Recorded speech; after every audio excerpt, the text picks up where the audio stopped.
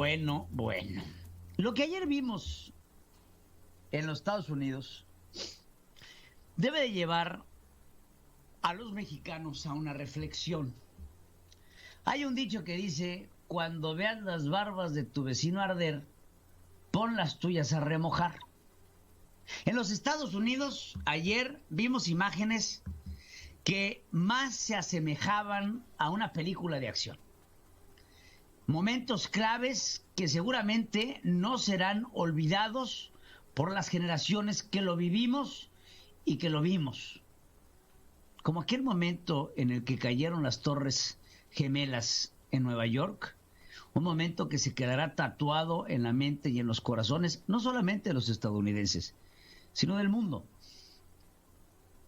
El día de ayer veíamos con estupor imágenes de personas tomando el Capitolio de los Estados Unidos.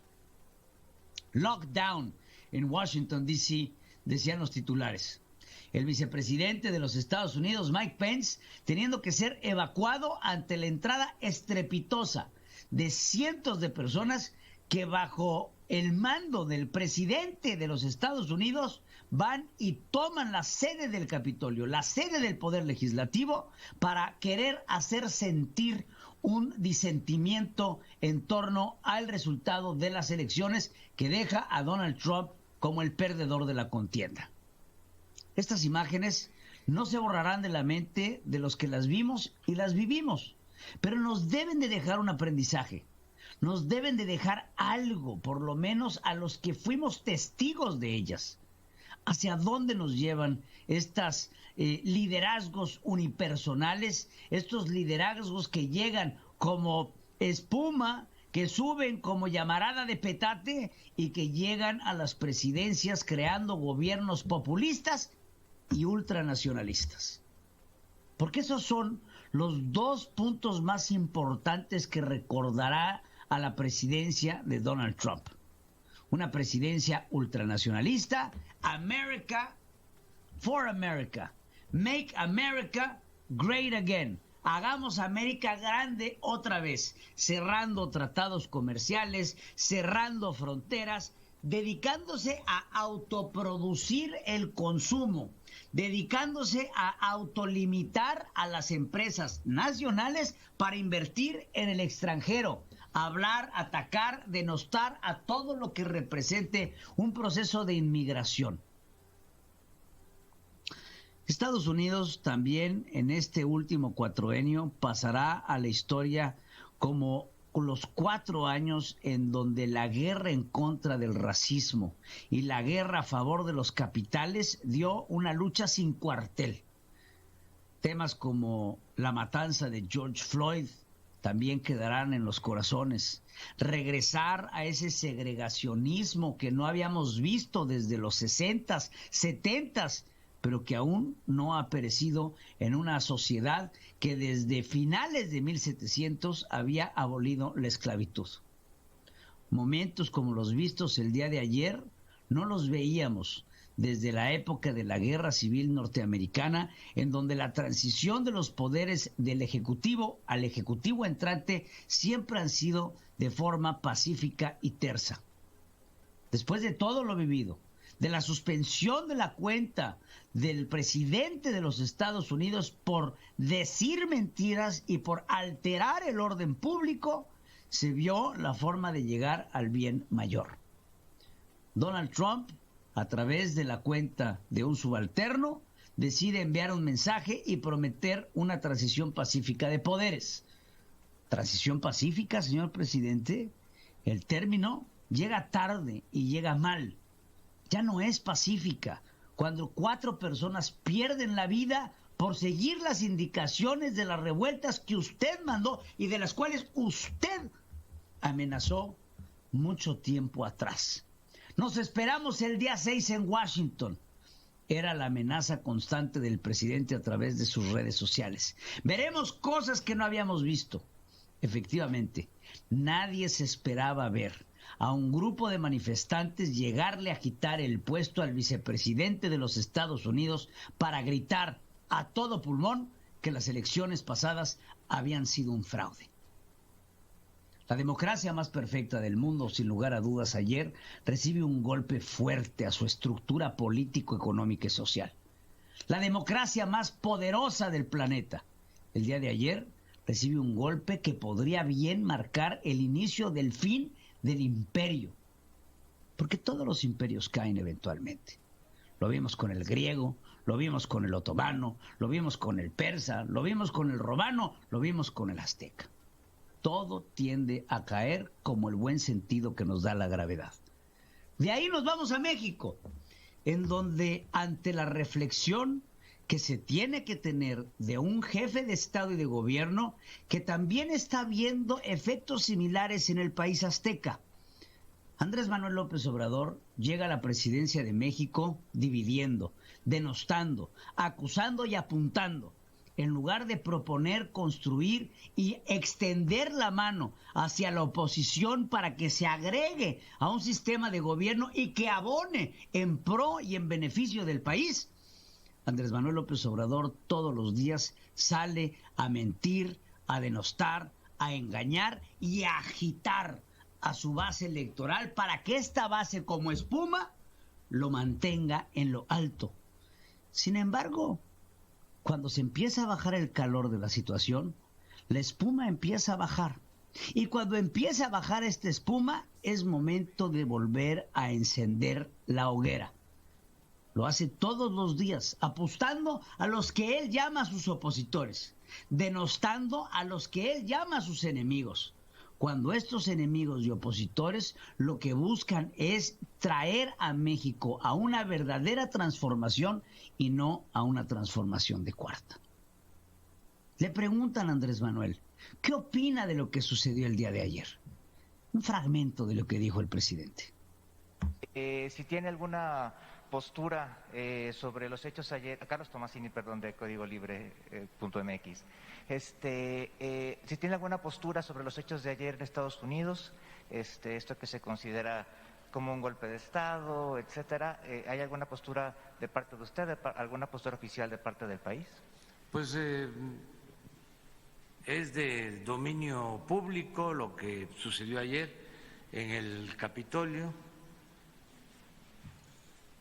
Nosotros siempre hemos actuado con respeto a la política interna de otros países. Así lo establece nuestra Constitución. Son principios de política exterior, la no intervención, la autodeterminación de los pueblos. No vamos nosotros a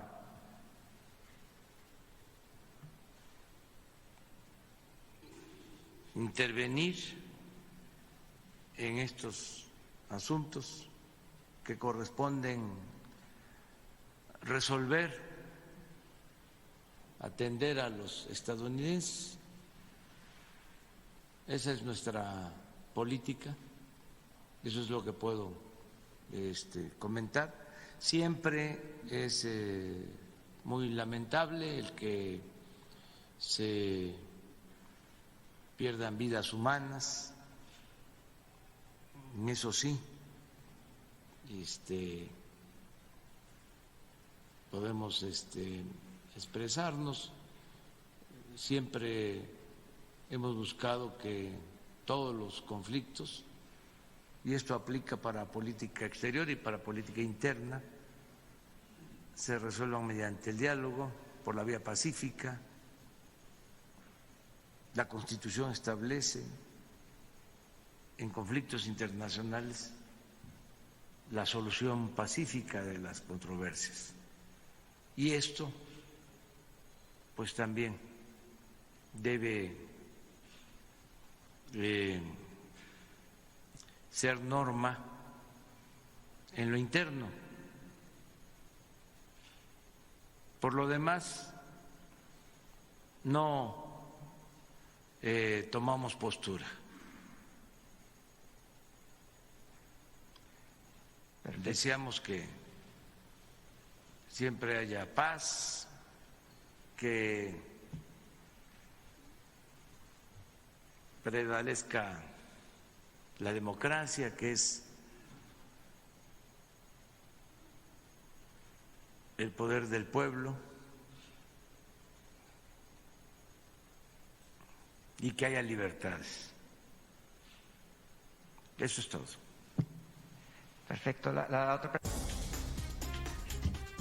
Empieza el presidente por decir que la política exterior mexicana es la no intervención en política de otros países o de otros pueblos.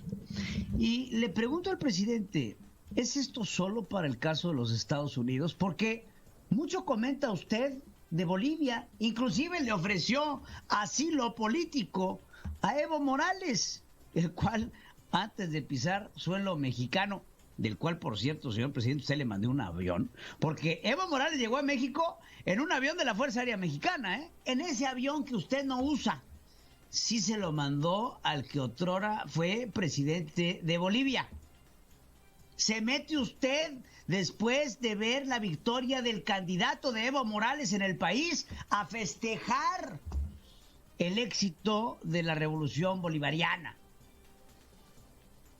¿Hasta ahí llegó su no intervención? ¿O será que el caso de la nueva aprobación de la Constitución chilena, que por cierto también fue parte de su discurso felicitando al pueblo chileno por acabar con la época del régimen pinochetista, también será una extralimitación de estos poderes de facto que usted está hablando?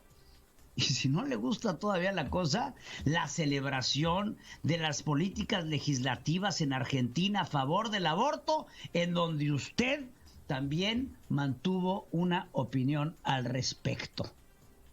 Es ahí en donde se tiene que dibujar una línea, la línea hacia el norte, en donde cuando hay que hablar de lo que sucede en los Estados Unidos, mejor respetemos el derecho de no intervención de los pueblos, porque usted no se quiere meter. Cuando se mete en los asuntos de los hermanos latinoamericanos del sur, eso sí, de izquierda, porque usted es el padre de la revolución socialista de Latinoamérica, o por lo menos así se siente. Entre otras cosas, el presidente de México ha hecho las cosas mal con el vecino del norte. Se congratula de la entrada de remesas, pero denosta los sistemas neoliberales capitalistas. El presidente llega, imagínense usted que yo le digo una cosa, y yo le saque la política, las nuevas políticas de Joe Biden, y le diga, miren, los primeros actos que va a tener Joe Biden al ser presidente de los Estados Unidos va a ser cancelar el aeropuerto de Washington. Que lo primero que quiera hacer el presidente Joe Biden sea acabar con la inversión extranjera, terminar con todo tipo de acciones de comercio con gobiernos en el exterior. Que yo le diga, Joe Biden va a acabar con el empleo de los norteamericanos, pero eso sí, los va a mantener con apoyos gubernamentales. El presidente Joe Biden va a llegar a acabar con las energías limpias. No las necesita. Poner una refinería que no sirva para nada y construir un tren rápido de costa a costa que lo beneficia a él y que pase por sus propiedades. Eso sí, todo esto el presidente Joe Biden lo va a hacer a través de consultas a mano alzada. Y va a poner como presidente de su partido a alguien que le corresponda, a alguien que haga lo que él diga. Los cambios de gabinete se darán como él quiera y cuando él quiera, y nos va a dar una conferencia mañanera todos los días en punto a las 7 de la mañana. Suena pendejo, ¿verdad? Pues eso es lo que estamos viviendo nosotros. Justamente un presidente que no sabe cuál es el arte de gobernar, que opina cuando quiere, como quiere y de lo que quiere. ¿Por qué? Porque es así lo que más le conviene.